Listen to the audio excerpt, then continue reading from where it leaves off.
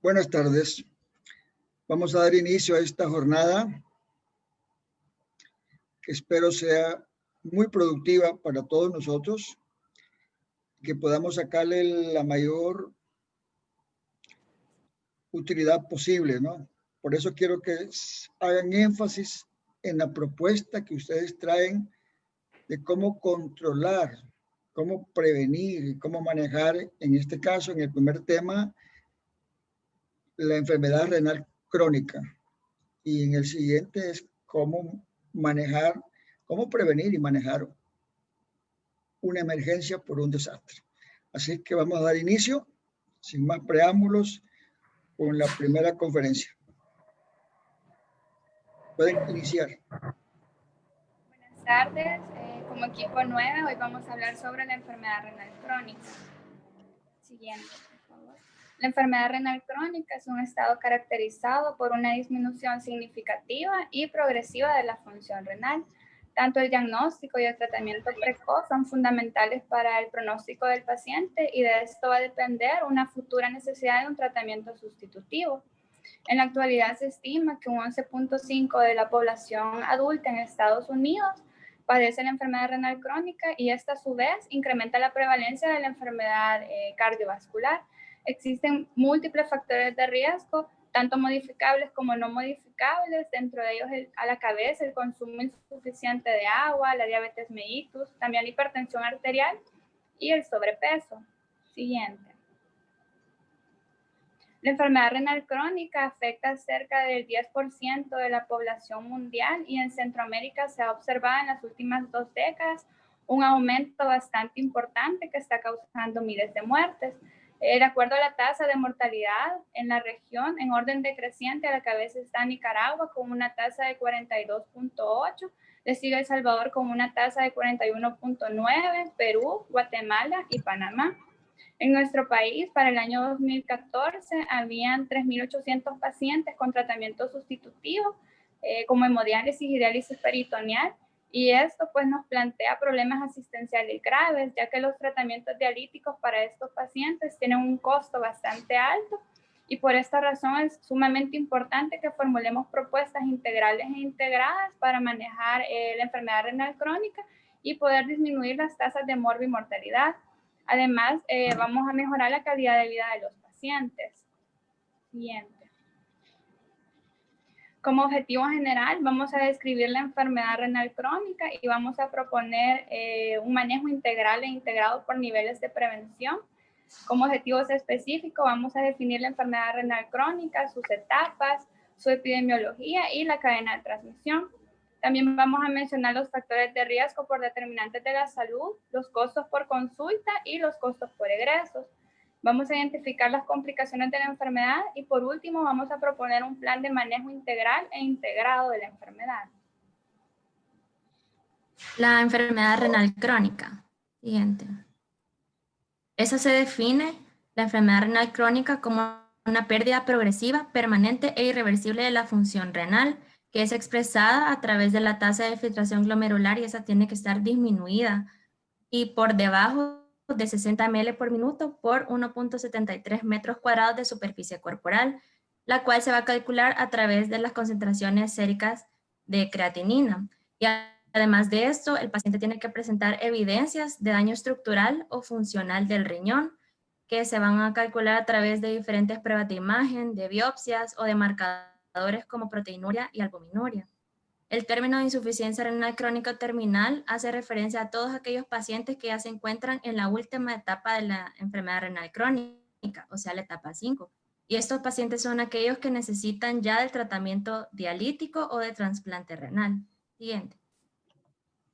La enfermedad renal crónica, consta de 5 etapas. La primera etapa, que tiene una tasa de filtrado glomerular de 90 hasta 120, y quiere decir que puede haber un daño renal, pero tiene una función renal ya sea normal o elevada. La etapa 2, que tiene un daño renal, pero la pérdida de la función renal todavía es un poco leve, y la etapa 3, que se divide en A y B. Definimos la enfermedad renal crónica, como mencioné anteriormente, que tuvieran una tasa de filtrado glomerular menos de 60, o sea que a partir de la etapa 3.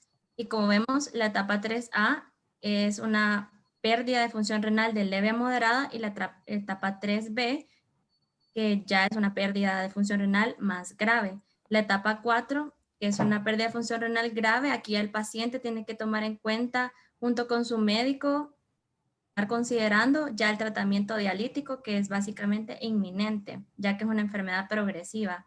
Y en la etapa 5, que el valor de la tasa de filtrado glomerular va a ser menos de 15 ml, por lo que la función del riñón va a estar completamente nula.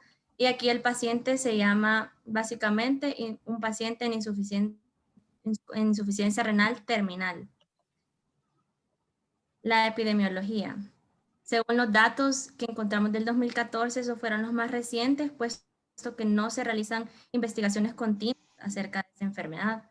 La tasa de incidencia por cada 100.000 habitantes, esos son los departamentos más afectados que nosotros encontramos. El primero fue San Vicente con 46 casos por cada 100.000 habitantes, le sigue La Paz con 41 y Chalatenango y Cuscatlán con 28 casos por cada 100.000 habitantes. Luego Cabañas con 24 casos y San Salvador con 23 casos por cada 100.000 habitantes. Siguiente. La prevalencia en el país tiene un total del 12.6%, dentro del cual se divide según el sexo en hombres 17.8% y en mujeres con 8.5%. Y de este total de 12.6% de la prevalencia, el 0.7% de los pacientes se encuentra en la etapa dialítica. Siguiente. Y según la tasa de mortalidad de los datos del 2014, esos son los departamentos que han sido más afectados, siendo el primero Usulután, con 16 casos por cada 100.000 habitantes, y le sigue San Salvador y San Miguel con 13.7 casos por cada 100.000 habitantes, y luego La Unión con 12.1 casos. Siguiente. Hablando sobre la cadena de transmisión ahora un poco, tenemos que, como toda en la enfermedad renal crónica principalmente, hablamos más que todo de factores de riesgo que el paciente o la persona ha tenido a lo largo de toda su vida. Dentro de los principales tenemos que son patologías crónicas a la cabeza, la diabetes mellitus y la hipertensión arterial, que estas dos juntas son la causa principalmente arriba del 80% de las personas con enfermedad renal crónica. El estilo de vida, un estilo de vida que no es saludable. Las toxinas ambientales, también tenemos que hay personas, hay pacientes como los que trabajan de jornaleros, que ellos mediante la aplicación de pesticidas a sus cultivos pueden tener la enfermedad también por ese medio, y genético, ya sea porque el padre o la madre sufrieron de alguna alteración genética y esta es heredada al hijo, ¿verdad? Con el reservorio tenemos que puede ser cualquier humano que tenga los factores de riesgo que ya mencioné anteriormente para adquirir la enfermedad. La puerta de entrada. La puerta de entrada es cualquier daño estructural o funcional de los riñones, como ya decía la definición, que esta puede ser como por ejemplo alguna patología como alguna glomerulonefritis o la hiperglucemia crónica que causa alteración en el glomérulo del riñón. Y esta la podemos evidenciar ya con las pruebas o con el análisis para evaluarlo. Por ejemplo, la tasa de filtrado glomerular, la depuración de creatinina en 24 horas, o con la cuantificación del boom. Ahora, con la transmisión, como cualquier enfermedad crónica, esas no son enfermedades transmisibles, pero puede haber predisposición para cierta población de padecerla. Ahora, con la puerta de salida, principalmente se refiere más que todo al deterioro de la función renal que nos va a conllevar a las alteraciones extrarrenales que ya todos conocemos. Algunas principales como el edema, la alteración en el metabolismo de los electrolitos, la oliguria o la anuria en ciertos pacientes, la encefalopatía urémica, entre otros, ¿verdad? Y la susceptibilidad tenemos que en pacientes con edad avanzada, antecedentes de enfermedades crónicas, obesos, alcohólicos y tabaquistas. Ahora, con los factores de riesgo, tenemos que estos pueden ser tradicionales o no tradicionales. Con los tradicionales me refiero a personas que consumen alcohol, también tabaco, que tienen prediabetes, diabetes mellitus, hipertensos o con alguna dislipidemia. Y con los no tradicionales tenemos que son, como lo dice su palabra, no tradicionales, que sería un insumo, una ingestión insuficiente de agua, exposición directa a agroquímicos, consumo crónico de antiinflamatorios. Tenemos entre otros que sería del medio ambiente, como los plaguicidas, derechos industriales como el plomo, metales pesados y un nivel socioeconómico bajo. Biológicos, porque principalmente afecta a los pacientes masculinos mayores de 60 años que tienen antecedentes familiares de enfermedades crónicas o alguna enfermedad autoinmune como el eritematoso sistémico. Y por último, del sistema sanitario tenemos que hay una pobre organización para el abordaje integral de la enfermedad renal crónica, que no existen programas educativos poblacionales efectivos, ya que si existieran los podríamos ver reflejados en la población con una disminución de los casos. Y no hay una detección temprana de la enfermedad, sino que ya cuando aparecen las complicaciones. Ahora con los costos, un paciente con enfermedad renal crónica, aproximadamente la consulta con un médico especialista nefrólogo le cuesta aproximadamente entre 40 y 60 dólares.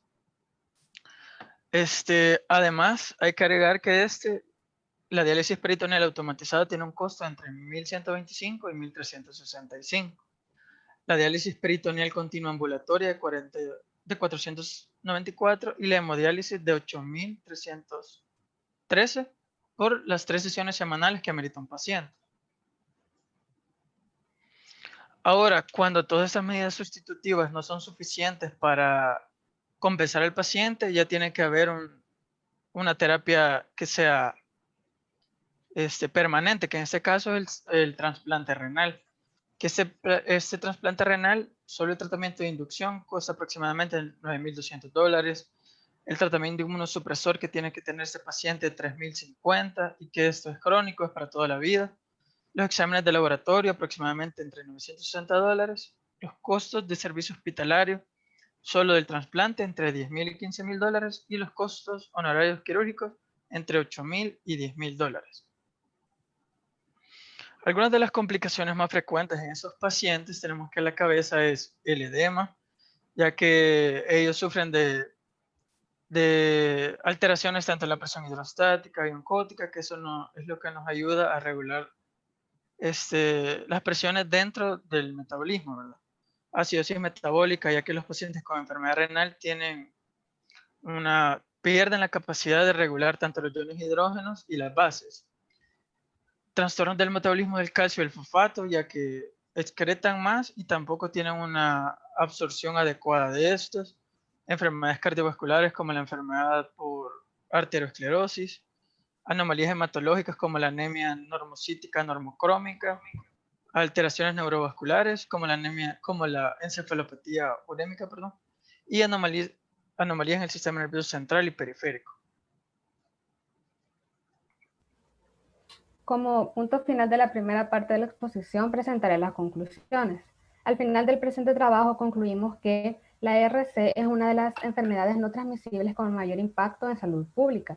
En nuestro medio, como hemos escuchado, los casos siguen en aumento debido a la alza de otras enfermedades crónicas como la hipertensión arterial y la diabetes, que son factores de riesgo, y al limitado acceso de los pacientes a terapias de reemplazo renal.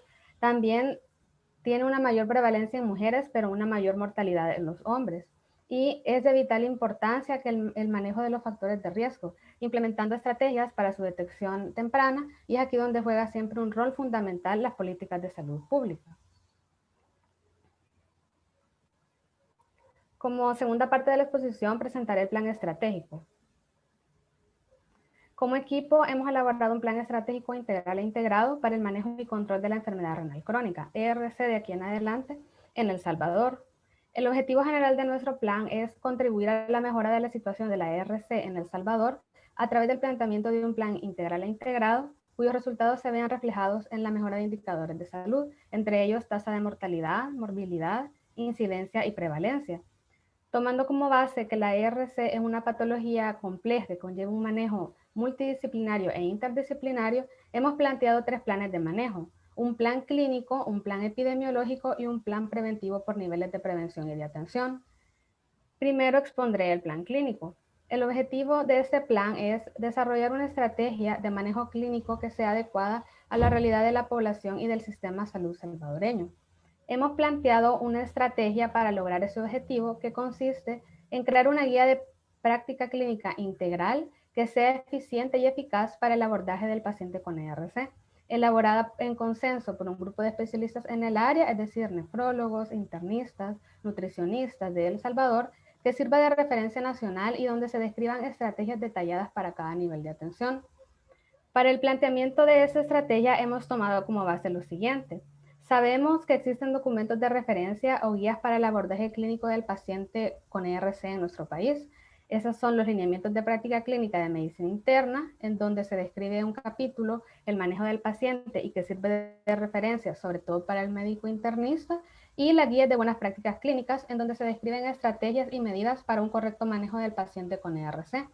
Sin embargo, consideramos que para hacer esta una enfermedad de gran envergadura y que en la actualidad siga afectando de manera significativa a nuestra población y que además las estrategias que se han elaborado no han dado los resultados esperados, se vuelve necesario profundizar en el planteamiento de una estrategia clínica que sea más especializada para la población salvadoreña y sus características. Sabemos que a nivel mundial existen protocolos de manejo de la ERC que son estándar en todas las regiones. Sin embargo, las condiciones de cada país sabemos son diferentes.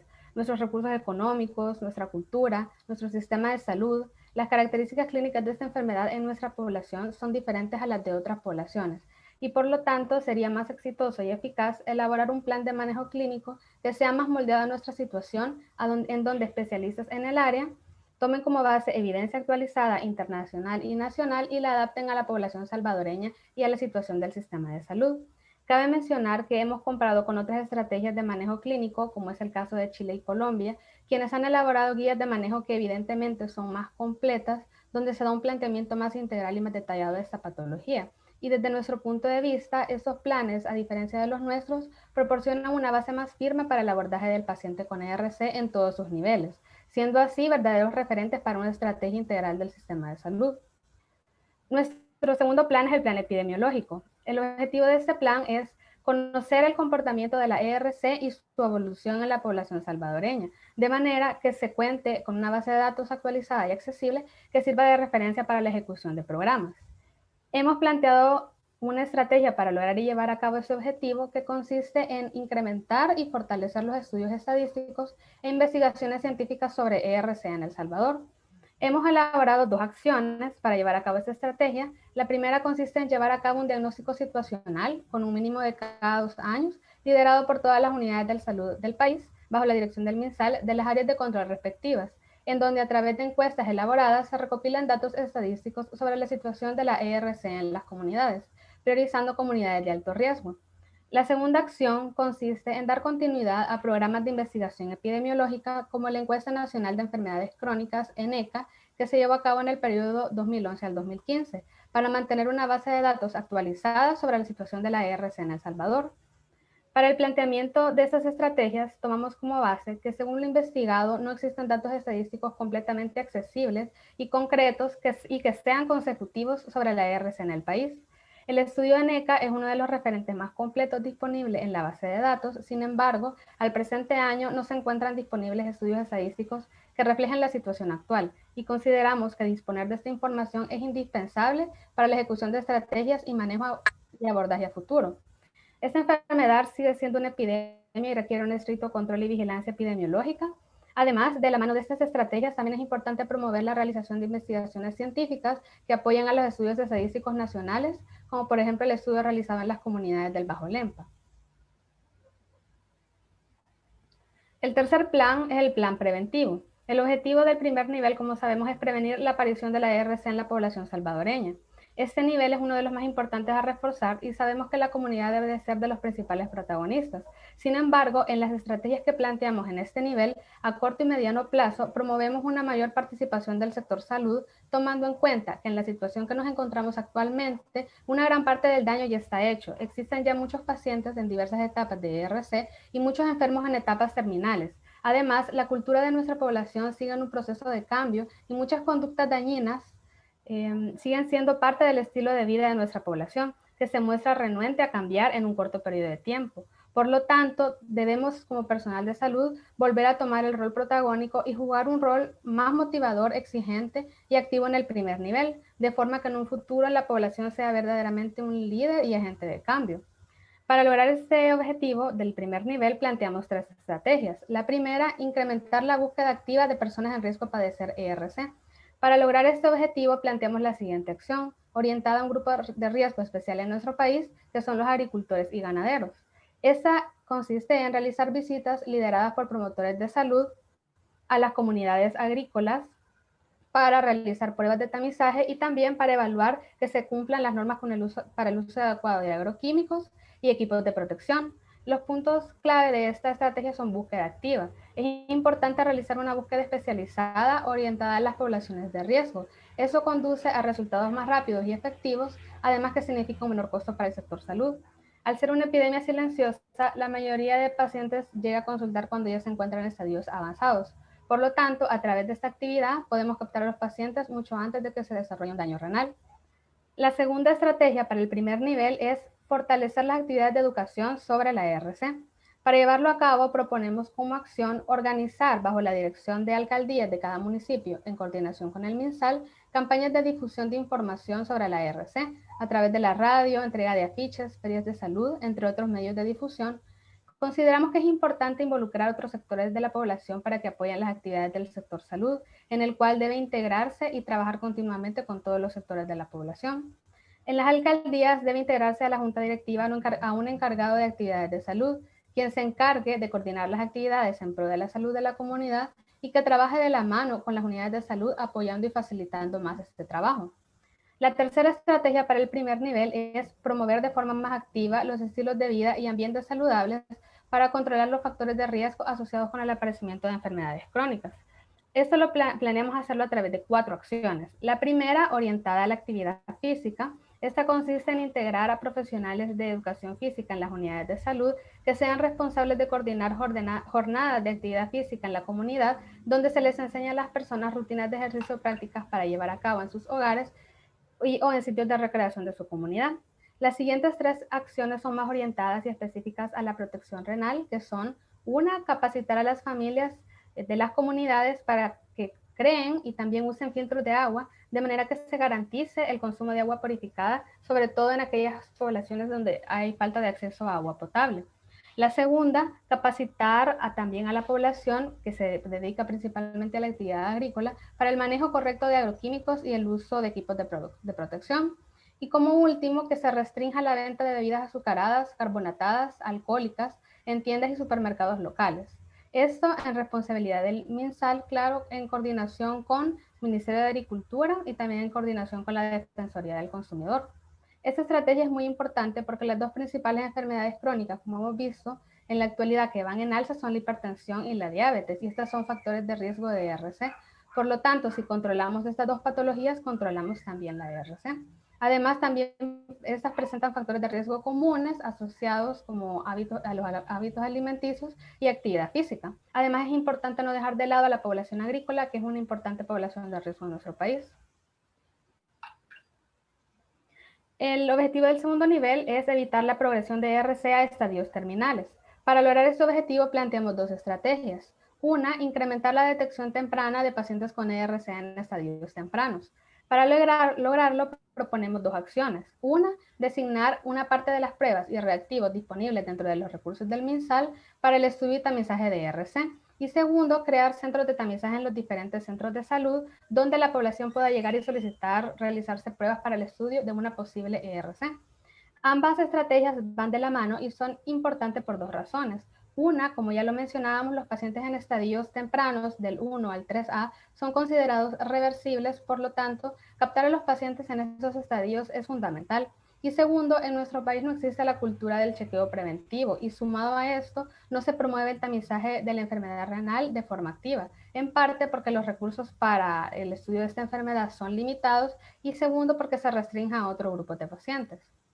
La segunda estrategia para el segundo nivel es brindar un abordaje oportuno efectivo para los pacientes con ERC. Hemos planteado una acción que consideramos prioritaria para nuestra población y esta es relocalizar a las poblaciones de alto riesgo por exposición a contaminantes ambientales. Una de las principales, la comunidad del sitio del niño, responsabilidad del Estado y del Ministerio de Salud. Estos son pacientes que ya están adoleciendo de ERC y que su mejoría se puede ver obstaculizada debido a que sigan estando expuestos a los agentes contaminantes. Si queremos evitar que estos pacientes vayan progresando a estadios terminales, hay que movilizarlos, siendo este un manejo oportuno. El objetivo del tercer nivel es mejorar la calidad de vida y prolongar la vida de los pacientes con insuficiencia renal. Hemos propuesto dos estrategias para lograr ese objetivo. Una, mejorar el acceso y cobertura a los pacientes a terapias de reemplazo renal, es decir, diálisis y trasplante renal. Para ello proponemos tres acciones. Una, equipar el Hospital Nacional Rosales con equipos de diálisis que puedan cubrir las necesidades de todos los pacientes renales terminales. La segunda, crear unidades de diálisis en los hospitales de segundo nivel de atención. Y tercero, realizar alianzas, el ministerio con ONGs y otras empresas privadas para aumentar el número de pacientes que sean beneficiados con trasplante renal. En nuestro país, ese sigue siendo un problema, el acceso a las terapias de trasplante renal. En el caso de trasplante renal, ha habido pacientes que han pasado en lista de espera por largos periodos de tiempo, en el cual muchas veces su condición termina empeorando y no se resuelve su problema con prontitud. La segunda estrategia es reinsertar al paciente en la sociedad. Para ello proponemos tres acciones. Una, inscribir a los pacientes con insuficiencia renal en grupos de apoyo o terapia psicológica que tengan lugar en los servicios de salud, hospitales más cercanos del paciente. Segundo, crear grupos de rehabilitación e inserción laboral en la comunidad, orientados principalmente a la población que todavía tiene un rol protagónico como agentes productivos de la sociedad y sus familias, es decir, adultos entre los 20 y 60 años. Y tercero, crear grupos o asociaciones multidisciplinarias de apoyo al paciente renal terminal como iniciativa de las asociaciones de nefrología del país. Eso sería todo. Muchas gracias. Muy bien. Sí tengo bastantes consultas que hacerles, pero vamos a continuar con la siguiente exposición y al final vamos a hacer preguntas. Por favor, prepárese el equipo 2 con 2 preguntas o dudas que tengan sobre esta presentación y el equipo 10 que le va a hacer preguntas al siguiente equipo expositor. Así que escuchamos emergencias o desastres provocados por emergencias.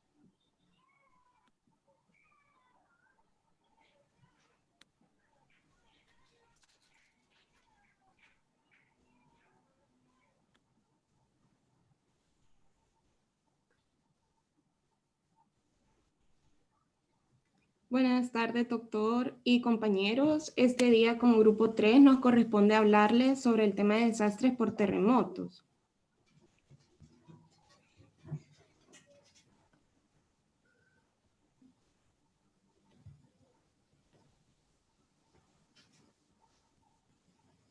De forma introductoria, es importante saber que desde una perspectiva de salud pública, los desastres se van a definir en base a su afectación sobre las personas o sobre la población.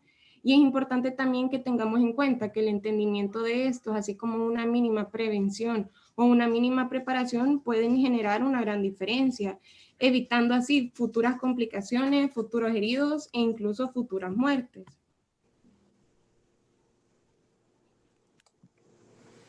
Como grupo nos hemos planteado los siguientes objetivos. Primeramente, analizar los desastres de terremoto que más han impactado en el área de la salud, en el área de la economía y en el área social de nuestro país.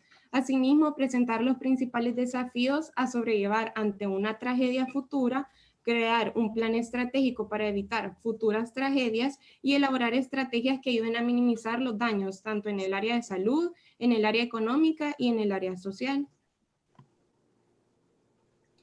Las placas tectónicas se desplazan por sobre o por debajo de otra placa y se dice que con el paso del tiempo este movimiento de placas va generando cierta modificación en la topografía. Sin embargo, cuando el desplazamiento de una placa se ve alterado o se dificulta, es que sobreviene un sismo, puesto que se da una acumulación de energía de tensión y cuando esta energía se libera, es que se generan los terremotos. Dependiendo de la magnitud de la energía liberada, es así la magnitud que el sismo va a presentar y puede llegar a ser un terremoto. En nuestro país existen 5 fallas geológicas responsables de sismos. En cuanto al impacto sobre la salud por parte de los terremotos, decimos que es variada, puesto que puede ir desde un daño psicológico, pequeñas laceraciones, pequeños traumas, fracturas, e incluso hasta traumas graves que pueden llevar a la muerte. Todo esto va a ser secundario al terremoto y los fenómenos que lo acompañan, tales como tsunamis, derrumbes, deslaves e incluso incendios. En cuanto a la vigilancia epidemiológica, sabemos que ante cualquier factor que altere la salud de la población es importante crear una recolección sistemática de información para luego procesar los datos y así analizarlos. Sin embargo, sabemos que un terremoto no genera una epidemia, pero sí genera una alteración en el sistema sanitario. Esta alteración en el sistema sanitario hace que la población migre desde sus sitios de residencia habitual hacia zonas más seguras. Tal va a ser el caso de los albergues y de los refugios. Esto hace que la población se concentre en estas zonas y se dé un aumento de las enfermedades preexistentes de estos lugares. Tal es el caso que vamos a tener un aumento de casos de enfermedades como dengue, zika, hepatitis, enfermedades diarreicas, fiebre tifoidea e incluso problemas respiratorios secundarios a la liberación de polvo causado por los derrumbes, los deslaves o los aludes de tierra. Bueno, un ejemplo claro de los control de vectores fue el que se llevó a cabo el 13 de enero del año 2001, ¿verdad? Se llevó a cabo un plan de ejecución para controlar lo que es el Aedes aegypti, que contenía las siguientes medidas. Número 1, una intervención inmediata para reducir los índices de infestación con el Aedes aegypti en los departamentos que considerábamos prioritarios.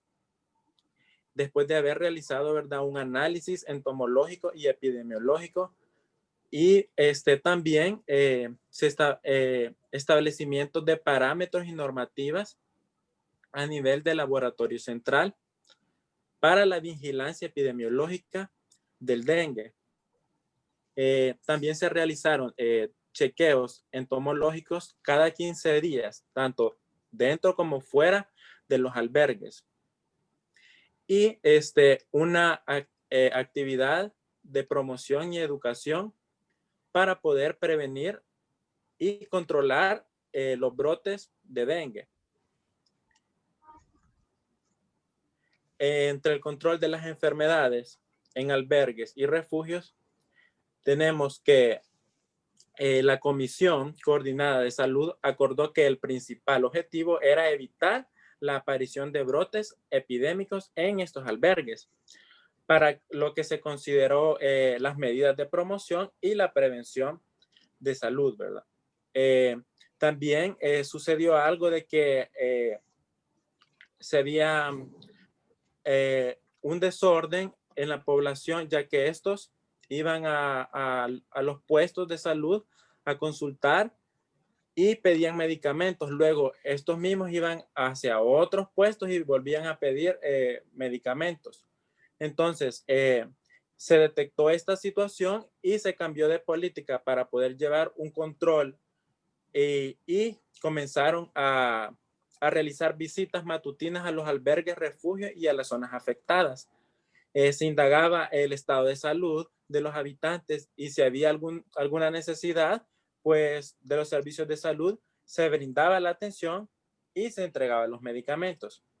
Entonces, con esto se logró ordenar la situación de los damnificados, no solo en los albergues, sino que también en refugios y en las zonas afectadas. Entre los factores de riesgo, según las determinantes de la salud, vamos a tener los ambientales, biológicos, asistencial y estilo de vida. En el ambiental tenemos, ¿verdad?, la hora del día en el que se produce el terremoto, porque sabemos que si es en la noche, las personas están descansando y no están preparadas. También depende de la intensidad de la réplica y incendios, también pueden haber corrientes de tierra, desprendimiento, ¿verdad? Como lo que ocurrió en Santa Tecla, en la colonia Las Colinas, ¿verdad? Porque al estar las viviendas en una zona que no es propio, donde se pueda construir, entonces las consecuencias son peor. También las personas que viven, digamos, en las playas, cerca de lugares costeros, después de un terremoto sabemos que hay alertas de tsunami y puede causar mayor destrucción. Asimismo, el daño a las infraestructuras como los suministros de agua, alcantarillado, tendido eléctrico y las carreteras. Y las condiciones climáticas, como si está lloviendo demasiado fuerte o algún temporal, lo que hace que el suelo, ¿verdad?, se vea más afectado y sea más propicio a derrumbes, deslaves y traiga mayor consecuencia. En lo biológico tenemos enfermedades respiratorias, ¿verdad?, previas, pacientes asmáticos con enfermedades alérgicas o alguna enfermedad incapacitante que le permita a poder desplazarse, ¿verdad?, de su casa, o sea, paralítico, no pueda moverse, o alguna otra enfermedad crónica, ¿verdad?, que también se puede complicar. Personas mayores de 60 años, niños entre 5 y 9 años, las mujeres embarazadas y también en las exacerbaciones de enfermedades previas. Ya otro factor, el asistencial, sería la llegada tardía, ¿verdad?, de hospitales de campaña sobre el terreno donde ha sucedido la catástrofe o el desastre, ya que muchas veces los lugares son remotos y por el mismo desastre se obstaculiza la llegada de los vehículos o ambulancias. Asimismo, va a aumentar la demanda de los servicios de salud y se va a ver saturado el sistema también. Y también podemos observar que hay un déficit tanto en los equipos de cuidados intensivos como del personal que puede manejar estos. Y como ocurrió en el 2001, ¿verdad? El 13 de enero, hubieron daños en las instalaciones de los hospitales y de las unidades de salud. Y también el tiempo prolongado, ¿verdad?, de los equipos de rescate, lo cual disminuye la probabilidad de que las personas que quedaron soterradas o necesitan ayuda sobrevivan. Con respecto al estilo de vida, la localización de asentamientos en zonas sísmicas, ¿verdad? Porque sabemos que nuestra población muchas veces comienza a construir casas o personas de escasos recursos construyen sus casas en lugares no aptos para una vivienda y por lo tanto se van a ver afectados durante un desastre, un terremoto. Prácticas y normativas incorrectas en materia de construcción de los edificios, ¿verdad? También una gran densidad de edificios con altos índices de ocupación, falta de sistemas de alarma, también la falta de concientización de la población acerca de los riesgos que puede ocasionar los terremotos y la falta de ejercicios de simulacros, ¿verdad?, para capacitar a la población y que estén preparadas. Ya hablando sobre la tasa de mortalidad, podemos ver que el 13 de enero el número de fallecidos fue de 844 y el 13 de febrero fue de 315. Podemos ver una comparación de que los fallecidos fueron más durante el 13 de enero. También los heridos el 13 de enero fueron de 4.723 y en febrero de 3.399. Los damnificados fue de 1.329.806 en enero y para febrero de 252.622. Haciendo un total de fallecidos de 1.159, un total de 8.122 heridos y damnificados de 1.582.428, lo cual va a aumentar, ¿verdad?, la incidencia de bronquitis, diarreas y perturbaciones emocionales en la población afectada, ¿verdad? Y casi el 60% del total de los muertos provocados durante el sismo del 13 de enero fallecieron, ¿verdad?, como consecuencia de la luz de lodo que se produjo en la cordillera del Bálsamo, en el área urbana que está al sur de Santa Tecla, ¿verdad?, especialmente en las colonias, Las Colinas, la Santa Eduvigis, Delicias y Las Palmeras. Esto es ubicado, ¿verdad?, en el departamento de La Libertad.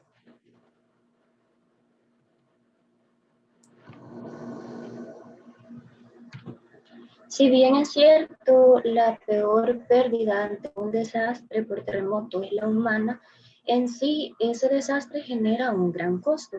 Nosotros encontramos que había una asociación o una comisión llamada CEPAL, que significa Comisión Económica para América Latina y el Caribe, y se encargó de desarrollar un estudio sobre los daños económicos y las pérdidas generadas en el sismo del 2001, tanto de enero como febrero.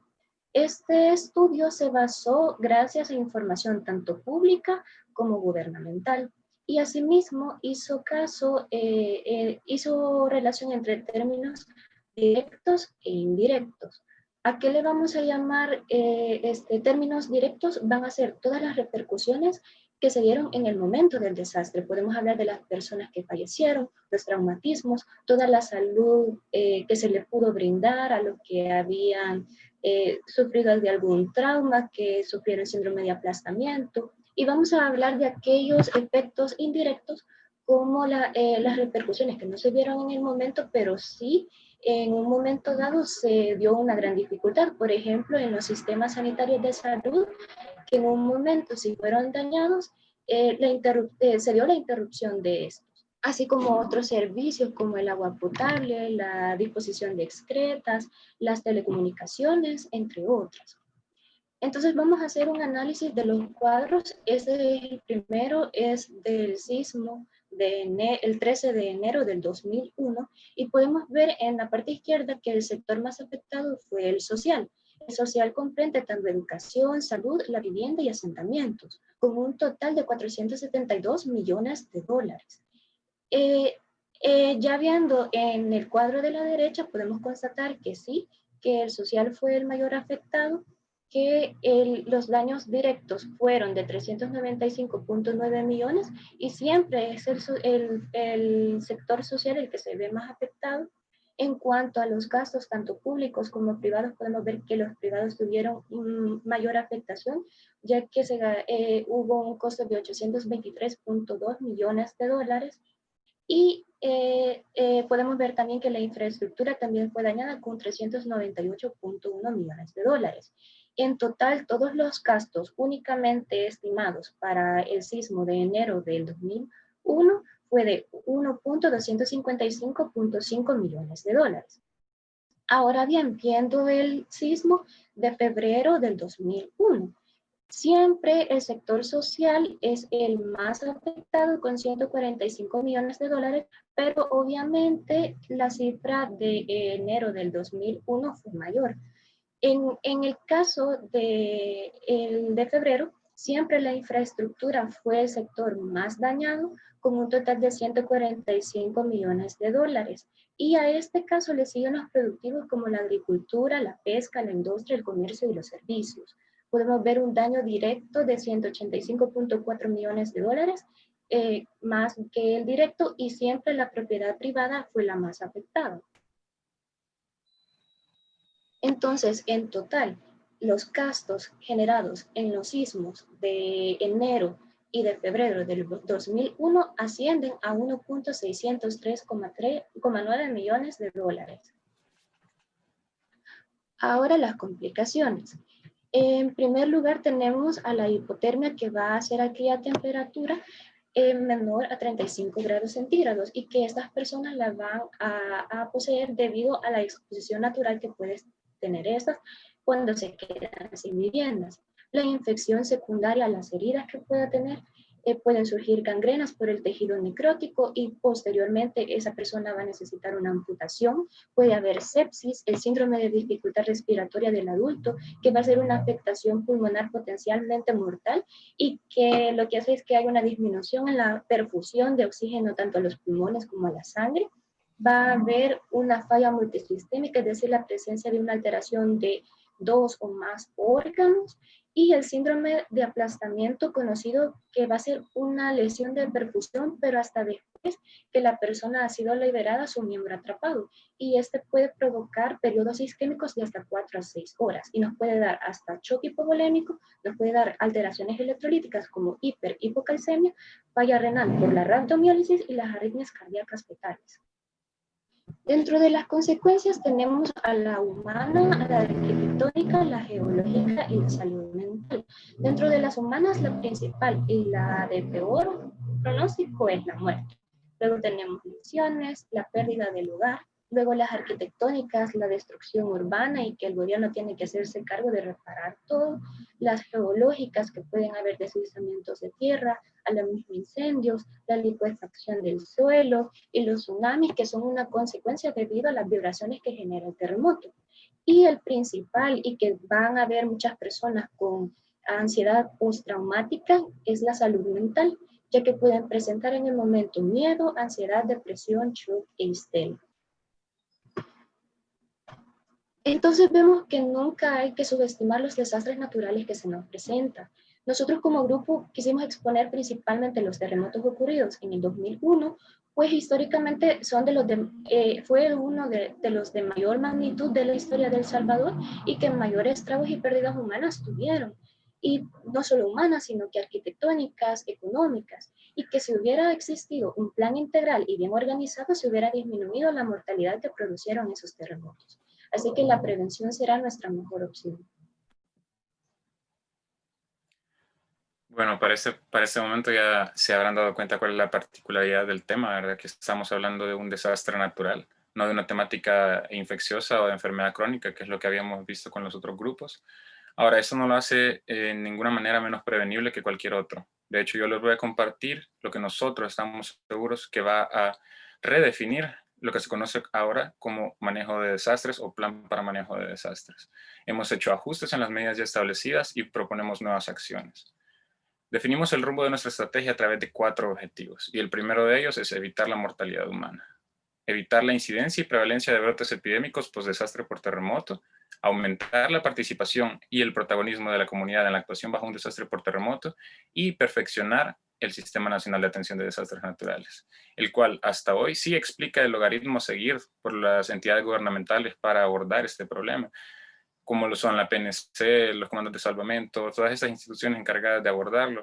Sin embargo, pasa por alto al principal involucrado, a la persona que está dentro de la comunidad, que no siempre va a ser aquella que necesita que la rescaten o que necesita que sea atendida médicamente, sino que con el entrenamiento correcto y capacitación puede intervenir directamente en los resultados que tenga este desastre en su comunidad, tanto en su familia como en los demás. Entonces, para entrar en contexto, nuestro plan describe medidas de prevención primaria, secundaria y terciaria, así como también un abordaje y preparación clínica y un plan epidemiológico, que si bien voy a describir por separado, se entrelazan, fortalecen, y su funcionamiento como uno solo es lo que va a marcar el éxito de nuestra estrategia. Entonces, en cuanto a la prevención, aquí en específico la prevención primaria, estamos hablando de promoción, educación y protección específica. Proponemos crear un plan de contingencia a varios niveles, a nivel nacional, a nivel comunitario y a nivel familiar. En cuanto a nivel nacional, hemos sustentado esa estrategia en diversos puntos y consideramos que lo que se debe hacer es concientizar a la población acerca de la gravedad de los terremotos mediante campañas educativas, en espacios abiertos, como estos a nivel nacional, escuelas, plazas, que las cadenas nacionales no se ocupen solo para hacer propaganda política, sino que también tengan un fin útil por si hay un terremoto. Y la verdad es que vivimos en una zona, como lo explicaron ya en el marco teórico, bien propensa a esto. Otro de los puntos en los que sustenta este plan de contingencia nacional es realizar una evaluación más extensa de las zonas de riesgo. El 2001 es un ejemplo grande del desastre que nos causa un terremoto, pero el año pasado, un sismo no tan grave, la carretera Los Chorros sufrió un derrumbe y mató una piedra gigante a una familia que iba en un carro, no sé si eran 2 carros el desastre que ocurrió ahí, pero no necesitamos un terremoto gigante. Entonces, en la prevención estaría también entender cuáles son las zonas de riesgo, pero además de entenderlas, hacer algo para evitar esto, ¿verdad? Entonces, en esto está el plan de contingencia nacional en cuanto a prevención a nivel macro. También, como les decía, a un nivel comunitario, aquí lo importante es la información. Si como líder de una comunidad yo sé cuántas personas están que padecen tal enfermedad, cuántas personas, de qué grupo etario tengo, cuántos niños, cuántos ancianos, para mí va a ser mucho más fácil entender a la hora de que ocurra o manejar la situación cuando ocurra. Entonces, como esto sigue siendo prevención primaria, conocer eso nos va a tratar específicamente el problema o la forma de prevenirlo.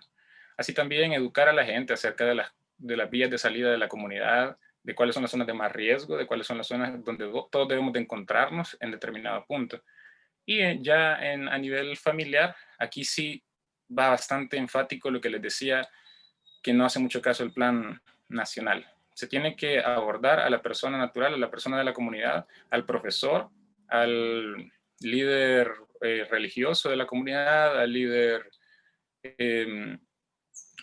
a cualquier líder dentro de la comunidad que pueda ayudar a, por ejemplo, localizar los sitios más seguros, a proceder de la manera correcta.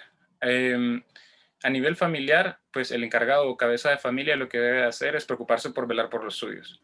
Es decir, puede suceder el terremoto, entonces yo tengo que estar preparado en cuanto a la infraestructura de mi casa, que esté bien, que no se vaya a derrumbar, que si el techo tiene pues algún problema lo corrijo, porque yo siempre estoy preparado para este desastre que pueden ocurrir.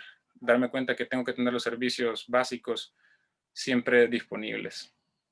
Y así también educar a las personas que son como las que tienen como más riesgo, que son los más pequeños y los más adultos, y decirles, mira, esto es lo que vamos a hacer en caso de que esto suceda. Esa es la función de la cabeza de la familia, y por eso nosotros hacemos énfasis en el plan de contingencia a nivel familiar. Y ya para ponerles un ejemplo un poco de esta diapositiva, dice identificar y mantener contacto con los principales líderes. Básicamente lo que les he dicho, y como un ejemplo, nosotros cuando estemos en el año social, si bien nosotros solo vamos a pasar un año ahí, tal vez nos toca en una comunidad bastante escondida. Entonces, nosotros vamos a ejercer liderazgo, pero quizás lo importante va a consistir en que nosotros identifiquemos a las personas que ya son líderes dentro de esa comunidad. Como yo les decía, líderes religiosos, líderes, por ejemplo, el director de la escuela de esa comunidad, incluso puede ser hasta no sé, el cabecilla de la pandilla que está ahí, que solo a él le hacen caso la gente. Entonces, lo importante es identificar a esas personas, capacitarlos para que sepan lo que se tiene que hacer. Ahora, en cuanto a lo que ya también les mencionaba respecto a la evaluación de la zona de riesgo, es bien importante. Nosotros hemos sufrido y al parecer no aprendemos, porque la carretera de Los Chorros es algo que pasó el año pasado. Entonces, lo que nosotros proponemos es anular estas zonas de riesgo que por ningún motivo deberían de estar funcionales. Es decir, el riesgo es grande. Así también estaba la zona de las colinas. En Santa Tecla, siempre que hay un terremoto, un sismo, se evacúa a la colonia Pinares de Suiza porque está en las mismas condiciones en las que estaban las colinas para el 2001. Entonces, parece algo ilógico de nuestra parte, ¿verdad? No corregirlo, por eso nosotros lo proponemos. Y ya más o menos entrando, así para ir agilizando todo esto, en el tratamiento oportuno, limitación de daño, lo que corresponde como a la prevención secundaria, igual lo primordial es conocer la información, análisis y registro, le hemos llamado. Es decir, conocer la información, saber cuántas personas tengo aquí, ya todo se trata más de proceder, de tratar, de saber que hay una persona soterrada. Si yo tengo, por ejemplo, un censo de una comunidad, yo a nivel comunitario, después de hacer la evacuación, voy a saber quién no está y la gente va a saber por qué no está. Entonces ya puedo yo asumir y reorientar el hecho de que una persona puede estar atrapada, puede estar bajo escombros, puede estar o dónde está. Entonces eso ya me orienta un poco mejor en cuanto al tratamiento oportuno, ¿verdad? Igual, como lo explicaba en el marco teórico, terremoto no solo es derrumbes, quemaduras, explosiones, deslaves, no, o sea, porque todo eso se acompaña, tsunamis. También es el hecho de que cuando nosotros sacamos a la gente de sus hogares, van a dejar cosas, van a perder cosas, y en este momento nosotros tenemos que saber que las personas que, por ejemplo, olvidan sus medicamentos y necesitan tratamiento crónico, o sea, necesitan tratamiento de sus enfermedades crónicas, hay que conseguírselo. Entonces, ya aquí yo vengo y empiezo a hacer un censo de la gente que tengo en el albergue, de, ok, tú necesitas este medicamento, este otro, en los casos mínimos. Luego también, en cuanto al tratamiento, vamos a tener que suplir la demanda de medicamentos del área damnificada. Entonces, es importante también que nosotros coordinemos eso respectivo al análisis y registro, a la clasificación y disposición de recursos. Y por último, actualización y evolución situacional. Después de un día, nosotros cómo vamos evolucionando. Se encontró a la gente, porque en un desastre, por ejemplo, en un tsunami, en un terremoto, la gente se pierde. Entonces, es importante que nosotros estemos actualizando la situación, porque la familia se separa. Entonces, vaya, estoy tratando a la mamá en este lugar, el niño está tratándose en este, hacemos el vínculo y por lo menos una sensación de seguridad se le va a brindar a la persona de que no está perdida, ¿verdad? De que su familia, de que su esposo, de que su hijo sí está en algún lugar siendo tratado. Entonces, eso respecto a la prevención secundaria. Y entrando más en materia de prevención terciaria, recordemos que rehabilitación ante una situación como esta implica, y nosotros proponemos abarcar 3 ejes. La rehabilitación de la salud física, que si bien en la prevención secundaria ya se realiza un tratamiento oportuno, aquí lo que hay que hacer es tratar de reintroducir a la persona afectada a la sociedad, en específico, rehabilitación física. Es decir, que esta persona pueda volver a ser funcional. Por ejemplo, si quedó bajo escombros, se le quedó una pierna atrapada, hubo que amputar, encontrar la manera que con un equipo multidisciplinario, fisioterapia, ortopedia, esta persona vuelva a ser útil a la sociedad. En cuanto al eje de rehabilitación de la salud mental, es muy importante. Las personas sufren pérdidas, a veces les importan más las pérdidas de familiares que sus propias pérdidas de miembros. Entonces es importante que también la persona que ha sufrido pérdidas familiares, pérdidas, también el shock psicológico que causa perder todo lo que tienen, es decir, hay que darles el tratamiento a través de un equipo multidisciplinario de psicólogo, psiquiatra y abordarlo de la mejor manera. Así como también las pérdidas materiales. Este ya es quizás como el más profundo de los 3 de la reintegración o la de la rehabilitación. La gente no tiene casa. La gente, para esto hay que prepararnos, y nosotros mediante esa estrategia lo que proponemos es que se asignen fondos para recuperar o para brindarles a estas personas que se han quedado sin hogar, un hogar temporal con las facilidades que sean necesarias para ellos y que les permitan integralmente recuperar su salud física y mental. Por eso es que nosotros proponemos, para rehabilitación tiene que funcionar en coordinación los 3 ejes, tanto rehabilitación física, mental y de pérdidas materiales. Siguiente. Bueno, el abordaje clínico, ¿cómo va a funcionar aquí? Eso, si bien yo les dije, hay que integrar todo. El abordaje clínico se va a referir a cómo vamos a proceder.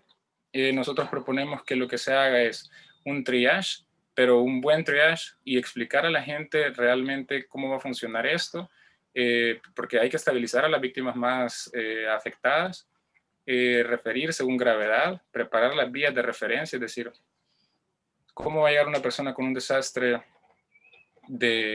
que sucedió en Santa Ana, tienen que referirlo a Rosales y Los Chorros está derrumbado. O sea, entonces hay que planificar todo, en específico el abordaje clínico para llenar de medicamentos que se necesitan, llenar de recurso humano que sea necesario y hacerlo llegar al lugar donde está sucediendo el desastre. Eso respecto al abordaje clínico. Y respecto al abordaje o estrategia epidemiológica que nosotros presentamos, va a ser identificar las zonas de riesgo. El plan epidemiológico es tener de verdad, por ejemplo, nosotros en un albergue, cierta cantidad de gente.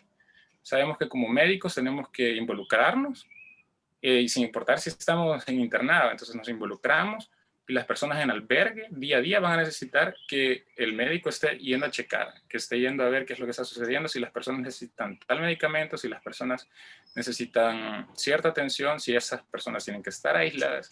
Entonces, en eso consiste básicamente el plan epidemiológico y nuestra estrategia en general. Gracias.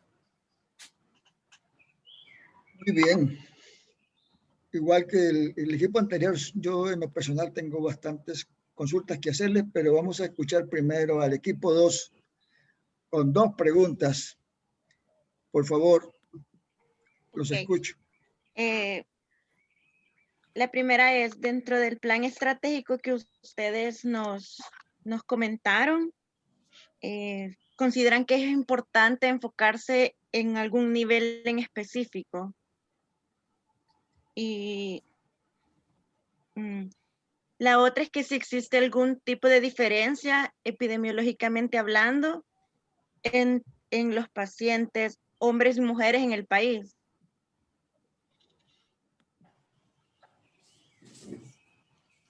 Bueno, en relación de lo de si hay diferencia entre sexos, cabe mencionar de que hay una mayor prevalencia en el sexo femenino, pero hablando de la mortalidad, los pacientes masculinos son más propensos a morir y se consideraba que las mujeres tienen un mayor control sobre su enfermedad, que van a consultar más a los primeros niveles de atención y por ende tienen un mejor control y mayor índice de sobrevivencia que los pacientes masculinos dentro de esa enfermedad.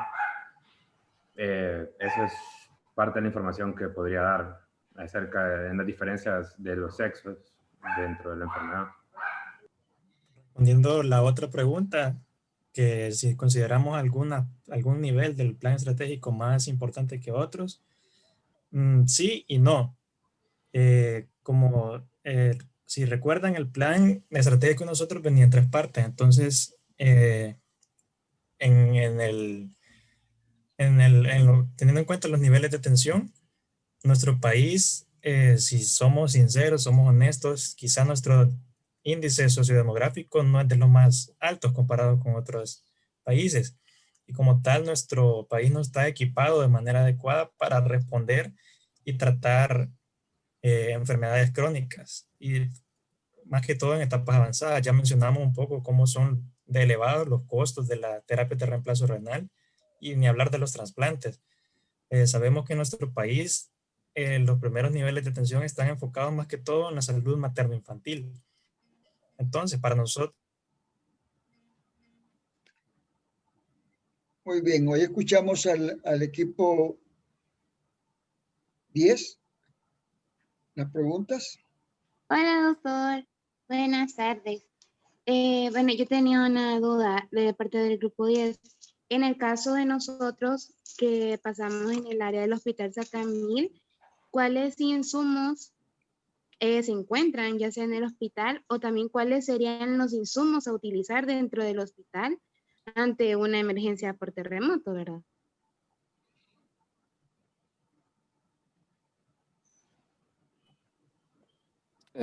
Bueno, buenas tardes. Respondiendo a tu pregunta, bueno, normalmente se necesitarían primero que todo fármacos o medicamentos como agua oxigenada para lavar y desinfectar heridas, ungüentos como antibióticos, toallas con alcohol, pastillas de diferentes tipos de medicamentos, entre ellos aspirinas, zaines, antibióticos también, medicamentos recetados y de uso prolongado, también medicamentos para enfermedades como epidemiológicas que surjan, como por ejemplo para la diarrea. Se pueden usar gasas, vendas,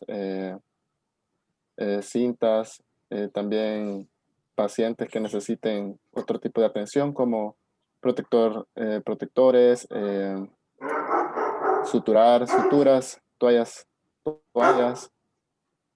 material para entablillar, entre otros. Muy bien. yo sí tengo algunas dudas y consultas que hacerles al equipo que presentó enfermedad renal crónica. Dividieron la presentación en dos momentos. El primer momento no tengo preguntas. El segundo momento es el plan. El plan lo presentaron enmarcado en 3 planes, o sea, en 3 estrategias: clínica, epidemiológica y preventiva. En la clínica no veo ninguna propuesta en la clínica novedosa sobre el manejo de la diálisis en enfermos renales fase 5. Simplemente dicen fortalecer el Hospital Rosales y habilitar otros hospitales. ¿Creen que esa es la propuesta?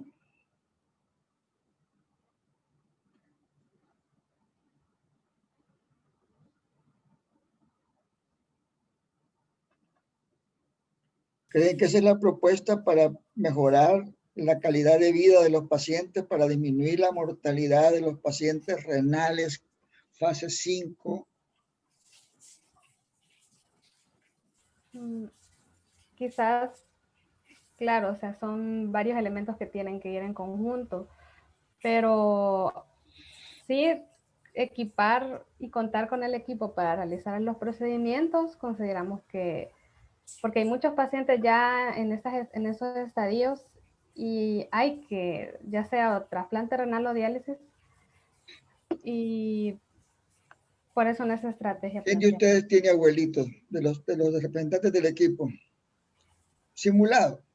Supónganse que tienen un pariente muy querido por ustedes que tiene insuficiencia renal crónica fase 5. ¿No creen que les gustaría más que les enseñaran a hacer un manejo ambulatorio de la diálisis peritoneal en su casa? Que integraran a la familia en el proceso sobre el mecanismo de la asepsia y el manejo de ello. Porque de pronto hay pacientes que tienen hasta 3, pasar la hemodiálisis a la diálisis y que sea manejo ambulatorio, o creen que tiene que ser en el hospital. Con esa estrategia nos morimos todos, porque la población, a pesar de que el país es pequeño, la población no tiene facilidades de acceso económico ni geográfico para poder estar desplazando 2 o 3 veces. En San Miguel y en Usulután, en La Unión, se han hecho millonarios muchos colegas que han montado clínicas de diálisis solamente. Da pena. Hay gente que llega a pagar cada vez $150 por una hemodiálisis, porque de una sola vez le indicaron hemo, y porque se puede manejar diálisis peritoneal. O sea, ¿ustedes no consideran que la estrategia es hacer diálisis ambulatoria? ¿Se acuerdan de que les pedí de que hiciéramos algo así fuerte, no? De pronto ustedes en la estrategia de epidemiología está muy bien, pero en la de promoción, en la fase 2, o en epidemiología, es que ustedes explican hacer una búsqueda de casos en población de riesgo. Mi pregunta es en doble vía. ¿Cuál es la población blanca a la que hay que apostarle para prevenir la enfermedad renal crónica? Primero, ¿cuál es la población blanco a quienes les da, o sea, son más susceptibles de desarrollar enfermedad renal crónica fase 4, fase 5? Y segunda, ¿a cuál población creen ustedes que se le debería de apostar implementar un plan educativo o preventivo, como ustedes le llaman? Epidemiológico y clínico, los tres planes. Son 2 preguntas. Era quizás la población blanco serían aquellos que cumplen con los factores de riesgo, que en nuestro país son los 2 principales, los que padecen de hipertensión arterial y diabetes mellitus, que son los 2 principales factores de riesgo para el desarrollo de enfermedad renal crónica. Entonces, esos pacientes son los que deberíamos enfocarnos para prevenir que se les desarrolle y posteriormente se nos sature el sistema. ¿Y cuál es la población a apostarle con el desarrollo del plan?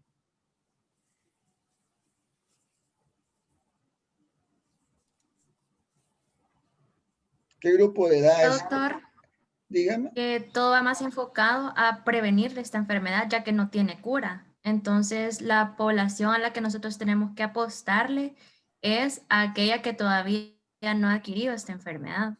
Muy bien, pero dime, Tamizajes para evitar. terminame la respuesta. Está muy bien, Jessica, pero me la ha dado incompleta la respuesta. Aquella población a la que hay que apostarle, aquella población que todavía no ha presentado, pero que por antecedentes familiares o por factores de riesgo existentes en el entorno o por el estilo de vida, son susceptibles de padecer. ¿Y cuál es esa población? ¿Qué grupo etario es? Arriba de 60 o 65 años. Pero si eso ya están con una esperanza de vida menor. ¿Tú crees que a esa edad a la que hay que apostarle?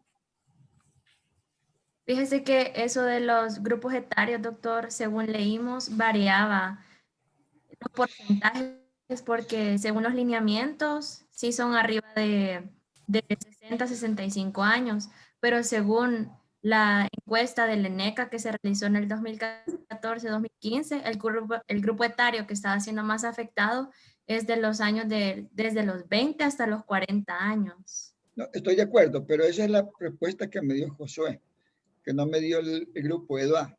Pero yo me refiero a la implementación del plan, a dónde hay que hacerle énfasis, en qué grupo etario de población. De pronto ustedes no creen que sería bueno un tamizaje con ustedes. Sí, quizás para empezar a prevenir, como mencionaba Jessica, el inicio de la curva que se empieza a elevar, los primeros casos, aunque sea un porcentaje bastante bajo, suelen empezar a partir de los 20 años. Entonces, si empezamos a enfocarnos en este grupo para que prevengan, por ende reducimos la prevalencia que se incrementa con cada década de vida. Entonces, si empezamos desde los 20 años que va iniciando, evitamos que padezcan en el futuro. Exacto, porque recuerden que son 5 fases. ¿Cuál es la fase irreversible? A partir de la 3B. De la 3. La 4 ya no es reversible, ¿no? ¿O sí? No. Ni la 5. No. Entonces, ¿a dónde hay que parar todo? Antes de la fase 1, o en la fase 1, o en la fase 2, o en la fase 3. Si perdimos la fase 3, perdimos al paciente. Entonces va otra estrategia. Definitivamente solo podemos reincorporar a la vida laboral a aquel que les demos trasplante. El otro es bien difícil tenerlo porque a no ser que se le enseñe. En la universidad había un paciente, ya falleció, que ustedes lo conocieron, me imagino que fue técnico de ustedes que trabajaba en anatomía con los cadáveres. Él tenía insuficiencia renal crónica con diálisis peritoneal. Llegó al extremo de tener 3 diálisis diarias. Imagínense qué hubiera pasado si él no hubiera aprendido a hacerse diálisis en su casa, domiciliar. Él aprendió a hacérsela. La primera se la hacía en su casa, la segunda se la hacía en el laboratorio de anatomía. Ni cuenta se dieron ustedes. Y la tercera de nuevo en su casa, porque la tenía que hacer cada 8 horas. En un inicio comenzó con permiso, vivía en Soyapango, imagínense. Y se retiraba a su casa a hacérsela y regresaba. Un sacrificio exagerado, le dieron permiso para hacérsela ahí. Pero esa es la estrategia para implementar en la fase 5, en la fálisis. No es el hospital. No es posible. En el hospital se consume más dinero, más recursos, y hay un aislamiento familiar. No se les olvide que la familia tiene que estar involucrada en todas estas enfermedades crónicas. Si queremos controlar la diabetes, la enfermedad renal, todo tenemos que participar la familia. La diabetes no se va a controlar si solamente le damos medicina al paciente. Cuando estén allá en la clínica, allá en la unidad de salud, y diagnostican una diabetes, llamen a la familia y díganle que tiene diabetes y que le van a dar tratamiento, pero hay una serie de... En el plan de manejo no solamente es la medicina, posiblemente lo que él necesita es una dieta y con eso se controla, o con una medicina, pero para que él sea disciplinado y se tome la medicina como se establece, como ustedes se le indiquen, debe de estar involucrado otros personajes. Deben haberle hecho el ADGAR familiar a ese paciente para ver qué apoyo tiene. Igual es en la enfermedad renal crónica. Un paciente podemos alargarle la vida, aunque esté en fase 5, bastantes años, pero si lo manejamos domiciliarmente. No es lo mismo ponerle a un promotor de salud que se le pegue, que vaya a monitorear que están haciendo bien, que están haciendo con toda la asepsia posible las diálisis peritoneales, que él vaya. Riesgo del bus, riesgo que no llegue y pierda la cita, el costo, la ocupación de un espacio, comer mal, o sea, con un manejo inhumano. Ojo, eso es lo que hay que hacer. No se les olvide eso.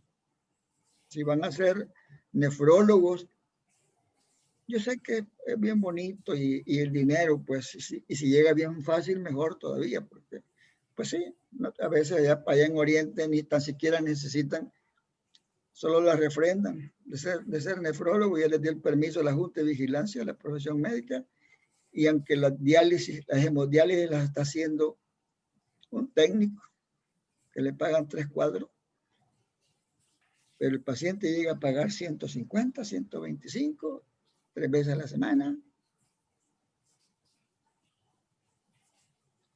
Y tiene una calidad de vida pésima. Está gastando $500 mensuales, semanales, perdón.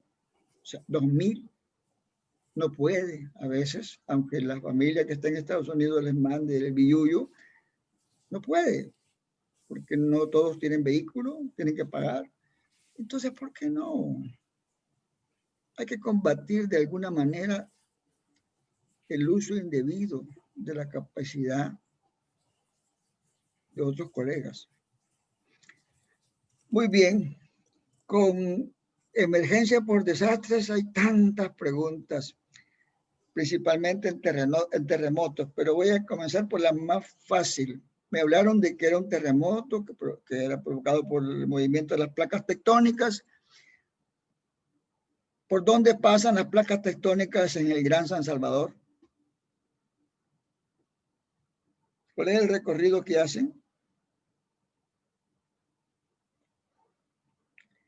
La segunda pregunta que quiero hacerles es, ¿cuál es la diferencia entre un albergue por terremoto y un albergue por inundación?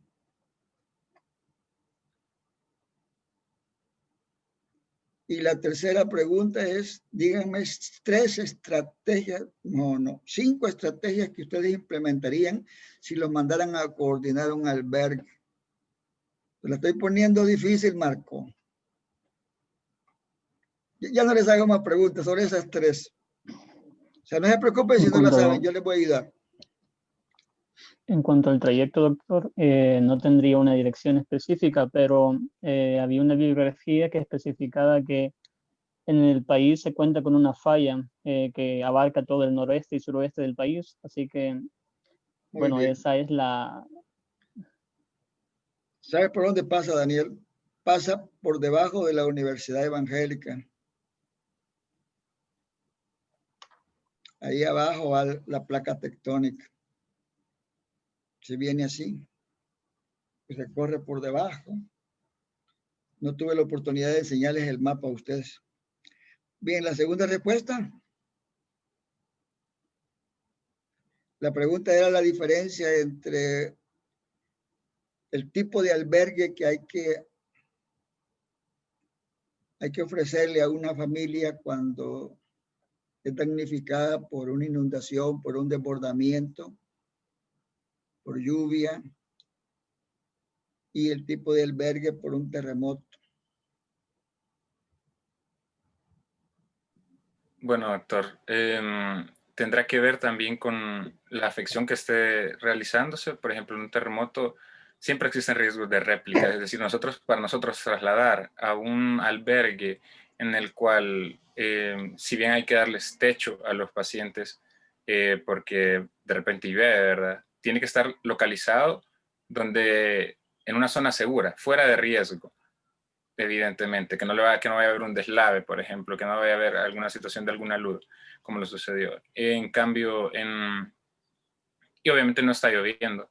Entonces, en el caso de un albergue por inundaciones o por un desastre por inundaciones, ya va más enfocado o sea, no importa tanto el hecho del lugar donde lo vamos a poner en el sentido de un lugar de varios pisos, por decir así, que no va a venir ninguna réplica y me lo va a botar porque no he tenido un terremoto. Entonces, pero sí los protege de las lluvias y sí puedo no hacinarlos en un lugar, pero sí poner más gente de lo que podría poner en un lugar para terremoto. Entonces yo creo que las capacidades son las cosas que varían en cuanto a un albergue por terremoto o un albergue por inundación, principalmente. Muy bien. José Marcos se refería muy bien.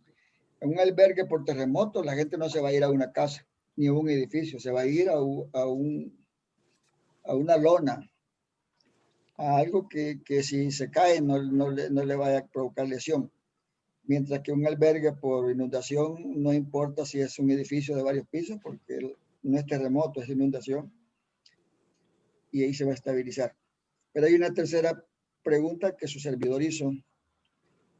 Si te mandan a un albergue a preparar el albergue y atender el albergue, ¿cuáles son las 5 estrategias que implementarías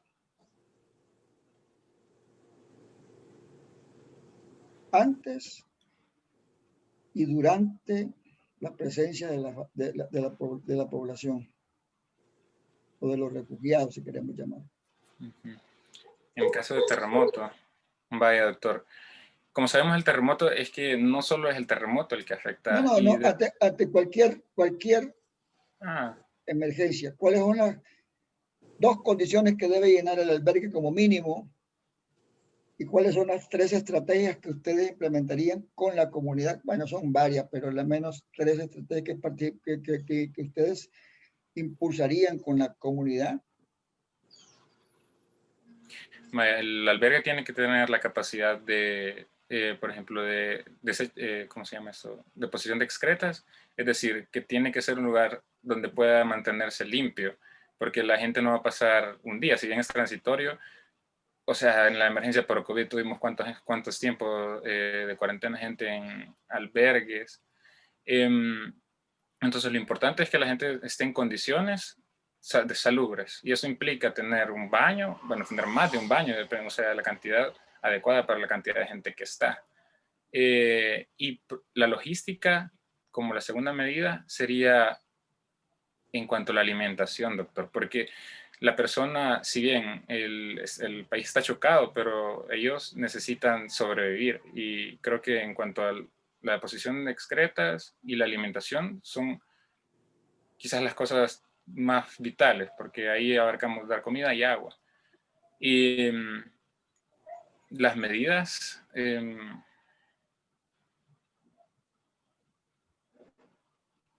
Con las medidas, doctor, nos mencionaba tanto antes y después. En primer lugar, tomando en cuenta nuestra iniciativa con la integración de los líderes de la comunidad, yo puedo ver si en mi comunidad, por ejemplo, hay una, digamos, una escuela. Me pongo en contacto con el director de esa escuela y veo que esa escuela me puede servir como un refugio o albergue. Y digo, bueno, tiene las dimensiones necesarias, tiene los baños necesarios, y yo comunicarme con los líderes de la comunidad y yo les puedo enseñar cómo deben manejarse ellos ante un terremoto o cualquier tipo de desastre. Les puedo enseñar a dar RCP y ellos mismos pueden hacer las direcciones hacia dónde se tienen que ir. Ya más en cuanto a lo que hacer después, yo desde un inicio debo de hacer un censo de todas las personas que van a entrar en ese refugio, y si yo soy la encargada o la jefe de esa unidad de salud, si tengo una o dos o más refugios, dependiendo de la cantidad de gente, tengo que hacer un censo para cada uno. Asimismo, abrir un expediente clínico que puede ser tanto individual como familiar para preguntarles que si tiene algún tipo de antecedente, tiene algún tipo de problema, padece de algo, en qué le puedo servir, qué medicamentos le puedo dar. Asimismo, me puedo poner, si hay algún maestro, alguna persona que hay un montón de niños y una de las consecuencias también es la salud mental, puedo hacer incluso juegos para distraerlos y que no tenga un shock postraumático. Puede hacer cualquier tipo de actividad que beneficie no solo a niños, sino que muchas actividades para los diferentes tipos de personas, según la edad. Muy bien, chicos. Dime. Muy bien. Me gusta, Alexia. Sí, a ti te van a mandar a un albergue definitivamente porque está muy bien, igual a Marco. Vean, sí, antes hay que ir a garantizar dos cosas. Uno, que el lugar sea seguro, que tenga agua y que tenga servicios sanitarios. Lo ideal es que ande entre un servicio sanitario por cada 25 personas. Se puede aceptar hasta 50 personas como máximo, sexo femenino, sexo masculino. Tantas mujeres de sexo femenino, así va a ser el número de letrinas por cada 25 a 50. Lo otro es en alimentación. En un albergue nunca se aceptan alimentos no procesados. O sea, solo alimentos no procesados. Quiere decir que alimentos que los han hecho en la casa, se llevan alimentos procesados, el que llama embolsadito, ¿no? Porque, o sea, que se llevan comida y todas esas cosas no se acepta porque no sabes si la están regalando porque no la utilizaron y puede provocarte una intoxicación alimentaria. Segundo, se le ofrece comida de acuerdo al tipo que tienen costumbre de hacerlo. La comida la preparan ellos, se organizan por grupos. Un grupo para que cuide los servicios sanitarios, otros para que hacen, con la intención de lo que dice Alexia, no es solamente hacer acciones lúdicas con los niños, es con todos. A todos hay que ponerles a hacer oficio y hay que hacer intervenciones, o sea, acciones de intervención en crisis, porque la gente entra en una serie de crisis de ansiedad, que lo vamos a ver en la última presentación sobre enfermedades psicosomáticas que desarrolla la gente. Pero me encanta lo que también explicó Alexia, que es primero el censo, segundo, pero censo por familia, Alexia. Y expediente familiar, porque epidemiológicamente hay que saber cómo entra la población al albergue. Porque luego de ahí vamos a reportar las enfermedades que se están provocando en el albergue. Entonces es necesario como correr con todo un equipo para hacer el diagnóstico familiar, el expediente familiar y manejarlo y ubicar a la gente de acuerdo no a su afinidad social, sino que también a las patologías que adolezcan. Y explicarles cómo se va a trabajar. Muy bien, chicos. Sé que en las propuestas, sé que el tema es bien difícil, a pesar de que solo tocamos terremoto, pero han hecho un buen esfuerzo. Las propuestas son buenas, pero hay aspectos que sí se van a seguir haciendo. Lo ideal en los dos temas que me tenían que haber dicho, pero solo un tema, uno me lo dijo, es que en esto tiene una gran responsabilidad y puede jugar un gran papel protagónico la comunidad. Si la comunidad no está organizada, si la familia no está educada, alerta, es agradable ver en el Bajo Lempa que hasta marcado tienen el puente ahí, de tal manera que cuando ven que el nivel del agua está subiendo, hay una alarma y todo el mundo evacúa. allá en la zona del Bajo Lempo. O sea, la gente aprendió a manejar las inundaciones, pero así debe ser en todo, porque nuestro país es un país considerado entre los 3 países del mundo de alto riesgo por desastres, no solamente provocados por inundaciones, por terremotos, por deslaves, por aluviones. Aquí hubo un aluvión cerca de la universidad que se desprendió una barbaridad de tierra. Por allá hubo el otro, el de Santa Tecla, que lo mencionaron ustedes. Todo eso puede suceder por la gran deforestación que existe en el país, pero pueden suceder otras cosas, desprendimientos de tierra. El volcán de San Salvador puede dejar en cualquier momento soterrada la misma universidad, porque ante un temporal intenso y con esa fragilidad que tiene el cerro del volcán, se puede venir. No digamos si además de un temporal intenso lo acompaña un terremoto. O sea, lo que realmente esperabas se está cumpliendo, que ustedes asuman, se sensibilicen y se preparen para cualquier cosa que puede venir, pero más que todo para generar un cambio. Muy bien, chicos, les veo el martes. El martes solamente vamos a escuchar enfermedades psicosomáticas de las cuales, sin darnos cuenta, quizás todos padecemos, pero de alguna manera. Pero vamos a escuchar al equipo para que lo presente y haga su dinámica, principalmente presente su plan. Y luego vamos a pedirle a los representantes de cada equipo que les expliquen a todos ustedes cómo va a ser el proceso de la última actividad de la jornada científica. Buenas tardes, oyen, me ha gustado. Gracias, doctor. Gracias, doctor. Buenas tardes.